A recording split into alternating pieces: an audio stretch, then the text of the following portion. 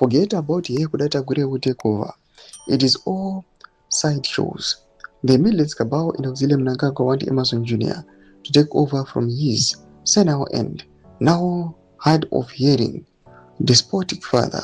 Military chiefs aligned to Mafidi dynasty have okayed this. Salapina masho kwa nomda pangwa ine atrukuna within the ruling party and PF panapa confusion yanyanya kurowa vanu. And pangwa ino yatisha suzot maplans isu gananda de happy chew. Salapina masho kwa tukuna majara jara sarkuti. Udakashita kure arukunu kukunzi is the potential successor to Kamiro Nyika.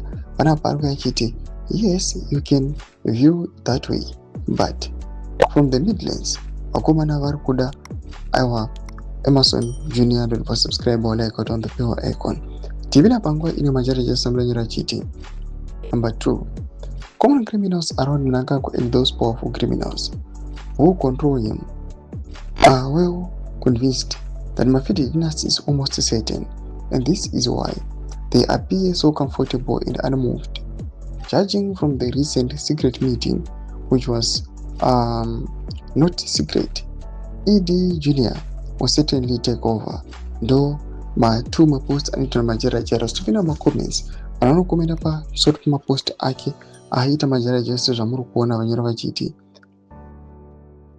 Actually, ED Mnangagwa wanted to pave the way for non-war veterans to be co-opted into the ZVAITWA Central Committee. Tungara Idetagure were used as a trial runs for his son's entrance.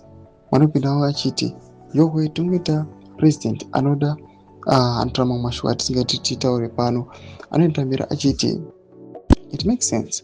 There is no way ED would mutilate the constitution for someone else other than his son.